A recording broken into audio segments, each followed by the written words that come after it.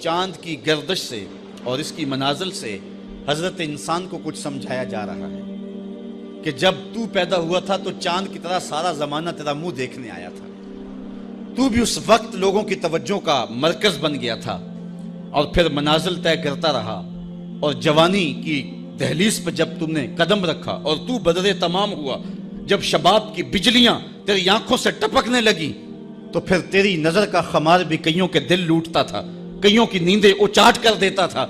جس طرح چاند جب جوبن پہ ہو تو چکور کا دل لرزتا ہے اور سمندر میں جوار بھاٹا پیدا ہو جاتا ہے، لہریں اٹھتی ہیں، طوفان پیدا ہوتے ہیں، تو جب بندہ بھی جوانی کی دہلیز پہ ہوتا ہے تو وہ بھی طوفان اٹھاتا ہے، دلوں میں جوار بھاٹے پیدا ہوتے ہیں۔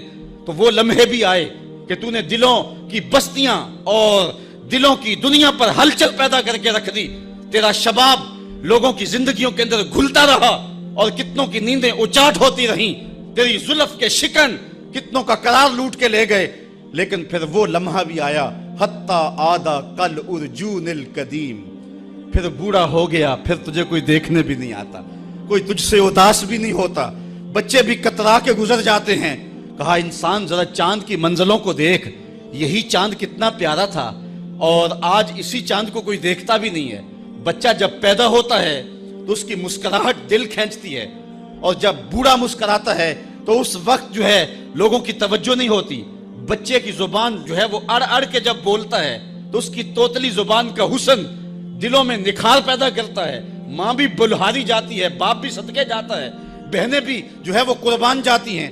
تو بچے کا ٹوٹا لہجہ اور توتلی زبان خوشیوں کی ایک لہر ہوتی ہے، لیکن جب بڑھاپے میں فالج کی وجہ سے زبان میں لکنت آ جائے، اب توتلا پن پیدا ہو جائے، اب زبان اٹکنے لگے تو بچے بھی مذاق اڑاتے ہیں۔ ایک لمحہ وہ تھا کہ زبان توتلی تھی تو حسن تھا، آج لمحہ وہ گیا کہ حتی آدھا کل ارجون القدیم، کھجور کی ٹہنی سے جب پھل توڑ لیا جائے اب اس ٹہنی کو کون پوچھتا ہے؟ جب تک پھل آیا نہیں تھا وہ ٹہنی اچھی لگتی تھی، مالی سنبھال کے رکھتا تھا، جڑوں کو بھی پانی دیتا تھا اور خیال کرتا تھا کہ کوئی ایسا نقصان نہ ہو کہ یہ پودا جو ہے وہ مرجھا جائے۔ پھر جوبن پہ آیا اور جب کھجوریں لگیں تو اس نے پھر رسیاں بھی باندھی اور کھجوروں کو سنبھالنے کے لیے سب کچھ کیا۔ پھر جس دن اس نے اس ڈال سے پھل کاٹ لیا، اب وہ کھجور اجڑ گئی، اب اس کی وہ ٹہنی بے توقیر ہو گئی۔ انسان کی زندگی کا جب شباب لٹ جاتا ہے اور بڑھاپے میں جب وہ کسی قابل نہیں رہ جاتا تو پھر اس کی بھی یہ مثال ہے، حتی آدھا کل ارجون القدیم، جیسے کھجور کی پرانی ڈال ہو۔ اپنی نظر اور شرمگاہ کی حفاظت کریں۔ اس دور کا سب سے بڑا فتنہ یہ ہے کہ نگاہیں پاک نہیں رہی، نگاہیں غلیظ اور گندی ہو گئی، شرمگاہوں میں وہ تقدس نہیں رہا ہے۔ حضور علیہ السلام نے ارشاد فرمایا، من زنا زنیا بہی ولو بہی تانے دارے ہی، جس شخص نے زنا کیا یہ عمل اس کے گھر بھی لوٹے گا اگرچہ اونچی اونچی دیواریں کیوں نہیں کر دیتا۔ یہ مکافات عمل ہے۔ گندم از گندم بروئے جوز جو از مکافات عمل غافل مشو، گندم بو گے تو گندم کاٹو گے، جو بو گے تو جو کاٹو گے۔ نظر کو تقدس دو، نظر کو پاکیزگی دو۔ حضرت لقمان حکیم کہتے ہیں کہ میں کئی نبیوں سے ملا ہوں، کئی نبیوں سے ملاقات کی ہے، اور میں ان سے 2-2 4-4 باتیں جمع کی ہیں، اور ان ساری باتوں کو میں نے جمع کر کے 100 باتیں جمع کی ہیں، اور ان کا پھر میں نے خلاصہ تیار کیا ہے۔ ان میں 8 باتیں الگ کی ہیں۔ ان 8 باتوں میں ایک بات یہ ہے، جب کسی کے گھر جاؤ تو نظر کو حفاظت میں رکھو۔ جس شخص کے مہمان بنو، جس کے گھر جاؤ، تمہاری نظر نہ بھٹکنے پائے۔